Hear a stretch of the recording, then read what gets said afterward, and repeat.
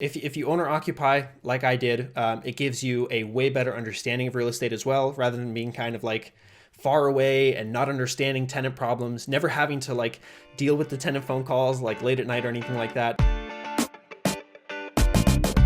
Hey investors, Bradley here from Watson Estates, and you're listening to the largest, fastest growing podcast for Toronto real estate on iTunes, Spotify, and Google Podcasts. Today on our show, we got a TikToker, Daniel Iles, almost 800,000 followers on TikTok, sharing information and insights on how to grow a real estate portfolio and good strategy, great tactics. In fact, he was himself in the first year from $0 to $1 million in assets he was able to grow with only $23,000. He shares with us how he did it today on this episode. If you could, please hit that like button, leave us a sub, send your love, leave us a comment down below. Enjoy the show. Daniel, thank you for joining us on the show. How you doing? Awesome. Thanks so much for having me on, Bradley. I am super excited to have you on. I know for anyone who's just tuning in, you are from the US, so there's going to be a little bit of differences, but the concepts that you teach are very much fascinating and I think applicable here in Canada. And I want to kind of go through some of that with you today. Maybe you could just kind of introduce yourself. Tell us a little bit about Daniel Iles and where you've come. How have you become the guy you are, the investor you are today? Thanks for the intro. So you're right. I'm not from the GTA. I'm not even from Canada, but I am from Alaska. So the climate is similar. The housing is similar. And even though kind of Canada, yeah, essentially. So even though the loan products are very different because I am in the US, many of the strategies and the topics that we're going to talk about in this episode, both beginner and also high level, can be very easily extrapolated to people in Canada and allow them to scale their real estate portfolio quicker, which is why I'm so excited to be on here and to talk about it with you today. But basically, for those of you who haven't heard of me before, I have a TikTok channel, I have a YouTube channel, but my one-liner, if I had to describe myself to someone who's into real estate and understands real estate, is that I was able to grow a real estate portfolio in my first year investing from $0, having owned no real estate, to over $1.1 million in that first year with less than $23,000 down. Walk me through how you did that. Before we do that, give me the backstory. Like, why real estate? Like, what got you to that point where like, okay, we're going to try this out? So I had graduated from university with my degrees in business administration and accounting, and I had landed a great accounting job. I knew that it would, lead me a pretty stable lifestyle, but I kind of wanted something more to extend myself a little bit. So I went on a huge book reading spree. I read 50 books in 6 months, most of those being about real estate because I was curious about real estate. And I knew that something like 90% of the millionaires in the world were made from real estate. So I took that one crazy demographic and stat, I guess I could say, and tried to find a way to apply it to myself. I had no experience in real estate. I wasn't a carpenter. I didn't have anyone in my family that bought a bunch of real estate or was a developer or a realtor. I just knew that it was one way that people get rich. So I was going to try my best to emulate it. And I read all these books about real estate. Many of them were introductory level books just to get me the basics that I needed to get started. But within those first 6 months, I actually did end up buying 2 of my first rental properties. And so that's how I was able to get started. Awesome. Okay. So walk me through it. So what was the first property you picked up and how did you do it? So these were actually all duplexes. They were units that I could potentially live in if I wanted to. They weren't real junkers. They were about B, maybe A-class properties. So on the nicer end with potentially less cash flow, but really safe investments, things that I knew I wouldn't have to do a bunch of work to. And I was able to pick them up I was able to pick my first property up with a US specific FHA loan, or it's an FHA insured loan. But I know for Canadians, you guys also have similar products, a conventional loan that'll let you purchase a property with 5% down if it's a single family or a duplex. So starting out that way is an amazing way to start in real estate because you can buy that duplex and get your feet wet investing in real estate while living in the other unit. You have full control, you're able to see what the tenant does, and you're able to be right there through the entire process, which is what really allowed me to scale my portfolio quicker in the future. Did you move into the first property then? Was that a first home for you? It was a first home for me. Yes. Before that, okay, I was so a renter. You could do that same thing here in Canada then. Yeah, absolutely. If you own or occupy like I did, it gives you a way better understanding of real estate as well, rather than being kind of like far away and not understanding tenant problems, never having to like deal with the tenant phone calls like late at night or anything like that, it doesn't allow you to set up processes required to scale. So I took a very hands-on approach, yeah, and really learned by trial by fire. That's what it was. So we call it house hacking, right? And that's exactly what you pulled off. I love that. So the second one, then, did you do the same thing or did you change the strategy? No, the second one, I changed the strategy. So I, at that point, felt a little bit more comfortable. I'd gotten my feet wet.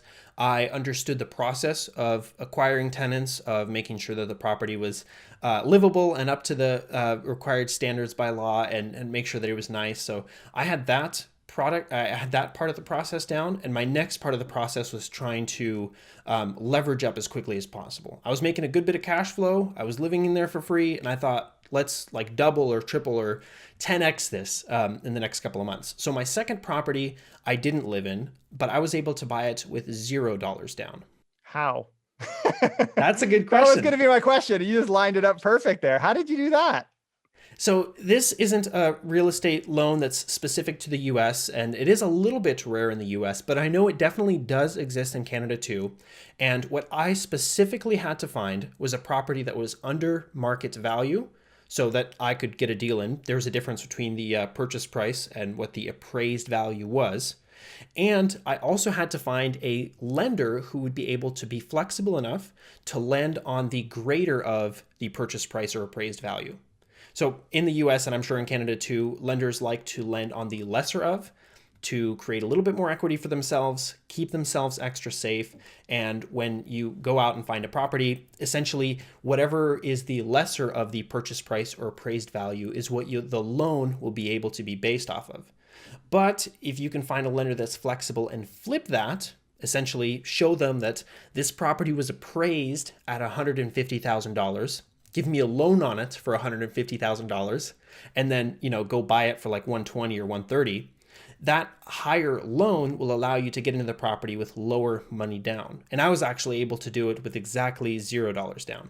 So I know listeners are going to be looking at me saying, Bradley, can we actually do that? Yeah, you can do that. And the funny thing is in Canada, I can't speak to the US, but we've got different types of lenders. We have A lenders, B lenders, and private lenders.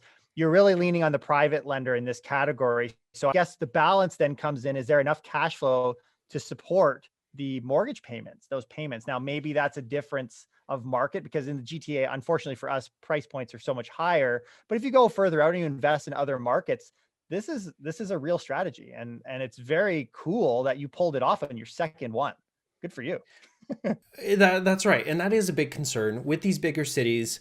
House hacking definitely won't leave you with any cash flow, but trying to buy a property for cash flow purposes is also very difficult. And you're probably going to have to drive 2 or 3 hours outside of the GTA to be able to find something like that, where you can actually get some cash flow to support yourself and make the investment worthwhile beyond just the principal pay down and appreciation metrics that you get. And seeing that cash flow can be a little bit tough, but it definitely is possible. And I like also how you mentioned private lenders. It's definitely the same exact thing here in the US.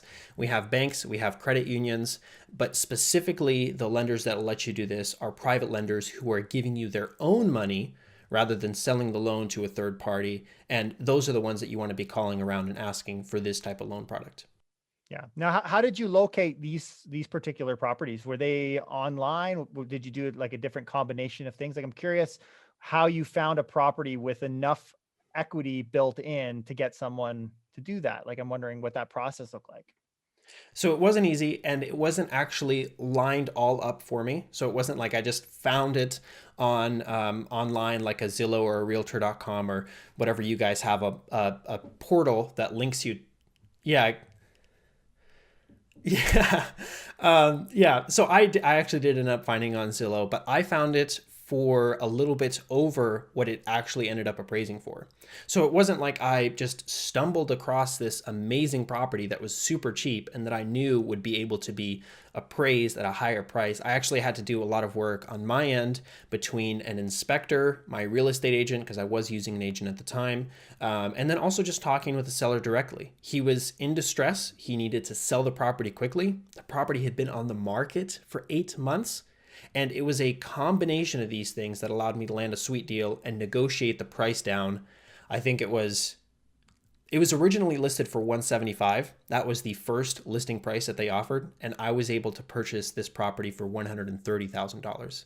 So a huge, huge price difference came from the negotiation, actually stepping into the property, poking around at the electrical, having an appraiser come in, having an inspector write a huge report about everything that was wrong with the property to use as a negotiation tactic to even allow this type of strategy to be pulled off. Man, those 50 books you read did a lot of good for you. Like, I don't think people realize how challenging what you just described is. Now, obviously, price points are different, but the fact that you're able to pull that off that early in your real estate career is pretty cool. So now I you said you built over 1 million. Did you keep Yeah. doing that same thing? Did you change it? What else happened? Exactly. So I did that a couple more times where I was able to both find a property with a distressed seller and then negotiate the price down, create essentially a huge amount of equity just upon the purchase of the property, where my net worth would jump $30,000, $40,000 just on acquiring the property. But then also it was also looking at another FHA loan. So really utilizing these types of loan products, knowing their boundaries, knowing their limitations on whether you can own or occupy twice with a low money down loan, whether I have to split that loan product between me and my wife, because separate ownership, separate loans will allow you to do it twice within one family unit. And I think knowing those rules, knowing the guidelines and the boundaries that you have to step around and be careful of right when you start investing is going to be really critical. Because if you misstep and, like, for example, if you get married, not that you should not get married, I absolutely think that's wonderful if you're able to get married. But if you know that delaying your wedding by 1 month can allow you to buy an extra property, and increase your total assets by $500,000 or something, I think that's a huge advantage, just knowing the rules and knowing the guidelines of these different loan products before getting started. Absolutely. You got to know the moves. And I've talked to clients that do that. They'll say, like, I got me and my significant other, we're planning on getting married, and they'll take advantage of the lower amounts and move in or whatever. I mean, it's just smart business. As long as you're playing it above board, as long as you know all the rules, you can definitely take advantage of these incredible products available. And that's what I encourage, is learning the rules, knowing the rules, so that you can literally have exponential returns over what most other people are able to accomplish that maybe don't know the rules quite as well. Yeah. So do you use this same strategy now? Have you changed the way you do it? Have you changed the types of real estate deals that you do? I'm curious how this has kind of evolved over time. So we have actually kind of mitigated our risk a little bit. So in the product of purchasing a property with zero money down, a lot of people have kind of given me slack, both on TikTok and the rest of the internet, for having a riskier investment strategy. But I do want to clarify for everyone listening, this isn't risky in that I don't have any equity. I do have equity. I just didn't have to pay my own money for it. So, for example, with my purchase of the property for 130, which I had appraised at 150, I instantly have $20,000 worth of equity in the deal. I just didn't have to pay cash for it like most other people buying properties do. That being said, there is still risk in the investment for me, even though I didn't put my money down. If the property catches fire and the insurance doesn't cover it, if there's a certain flood that isn't covered by insurance, if the tenants ruin the property, if they bang up the walls and I have to repair it before someone else can move in, there's a lot of risk on my end.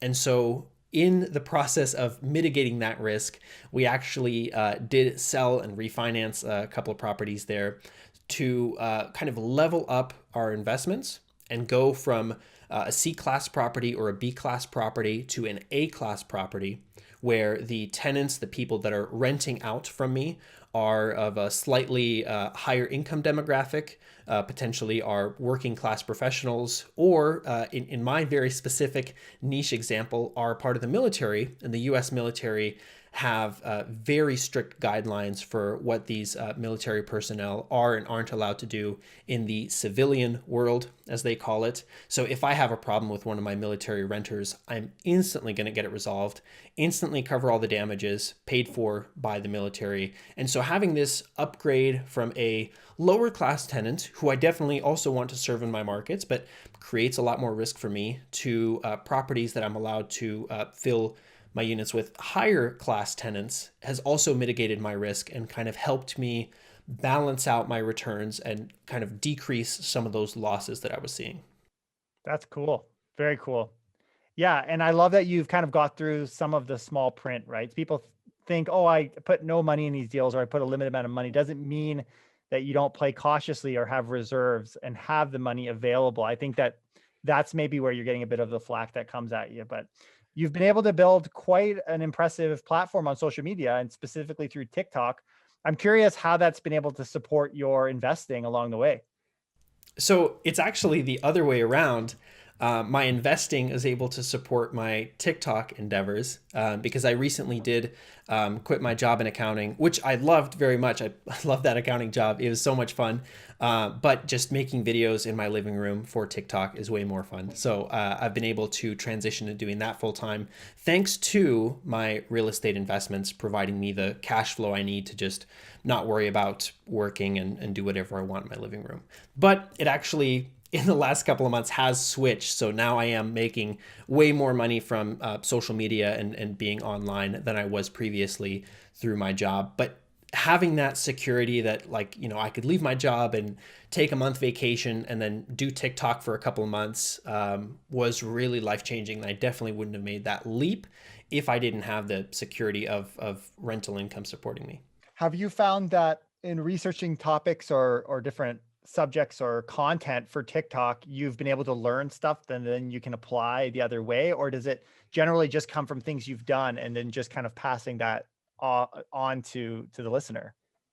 I think both. There's definitely some very specific niche topics that I wanted to research for a YouTube video or for a TikTok video, where I kind of left making that video feel like I was the one that benefited more than my audience would. But more so, even being able to talk to people who are experienced in real estate, having the incredible connections that I've been lucky enough to have with them, and just being able to like DM them on Instagram. It's like before, this was like a famous person. This was like someone who I looked up to. And now I can get on a one-on-one basis with them, which is just mind-blowing. And I've gained so much from that. It's I can't even describe how thankful I am to have those connections.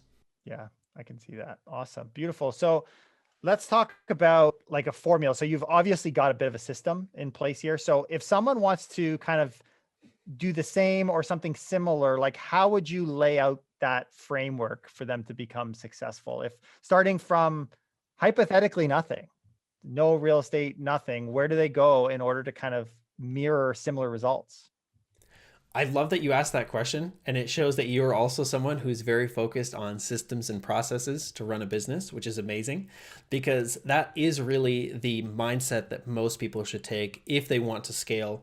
Maybe not even to 1 million, maybe 500,000, or maybe they are super ambitious and they want to like double or triple what I was able to do, which is definitely possible. I really think that relying on systems and processes is going to be the core foundation to finding that success.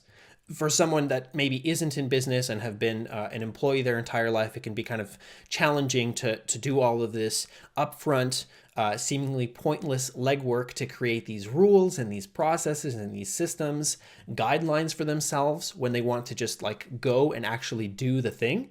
But for someone who is trying to scale quickly, it's absolutely essential to have these decisions in place for you when you come to a crossroads or a difficult situation, or maybe a tenant wants to pay late, or you're not sure whether you should accept the deal or deny the deal, trying to negotiate a little bit more. Just having processes in place in your business is absolutely critical, because when you come to those difficult decisions, you would have already made the decision in your rules, in your systems, in your guidelines, your processes. So you don't have to make it up on the spot.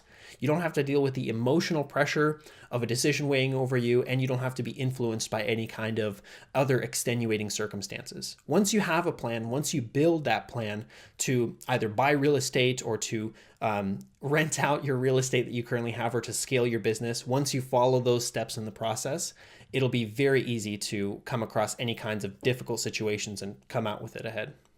Yeah, and I would warn people too not to chase after shiny objects. Like you're looking for a system that works and it can look very different, but I think having one is really the key, and you've clearly been able to develop one. Now, you also have talked about how you're able to get access to lenders that would fund these deals. So you clearly are a person that loves to connect with people. I'm curious how partners, and obviously you're using social media as a platform for that, but what kind of partnerships have you found have been valuable as you've been kind of building this out? Definitely talking to other people who know way more about real estate than I do. I know that most real estate people are amazing. Everyone that's like successful in real estate seems to be very eager to help out other real estate investors. So resources like podcasts, like books, and then other local real estate meetups have been extremely helpful in my journey. Just being able to call someone up who's done 100 deals and ask them, hey, how do I do my third one? It's like they're going to have all the answers for you, and they can help you create this blueprint, create this system of processes to know what to do next so that you can avoid these pitfalls that you otherwise wouldn't have even known existed. For sure. For sure. Daniel, thank you very much. I really appreciate you coming on the show. I'd love for you to be able to have a platform to share your channels. Tell us where we can find you on social and online. So I'm just Daniel Iles on TikTok and on YouTube. If you search me up, you can find me there. You can send me a DM on Instagram, but I also have a website, and it's just my name, Daniel Iles, DanielIles.com. And for the listener to the show, I actually left a small little like digital goodie bag of my top credit tools that I use daily or sometimes weekly to either plan my free flights that I get with credit cards or all of the other like loan calculators that I use. A bunch of credits related, real estate related tools free for your listeners on my website. Awesome. Take advantage of that, guys. And if you got value out of the show today, I hope this, for me, this is a great opportunity to talk to people that, are doing it. They're killing it and being successful in their specific journey. So this has been really good. Hopefully if it's inspired newer investors to kind of take that next step and to learn. So really appreciate you taking the time to come and join us on the show today. Awesome. Thanks so much for having me on, Bradley. Okay. We'll see you next time, Daniel. Bye.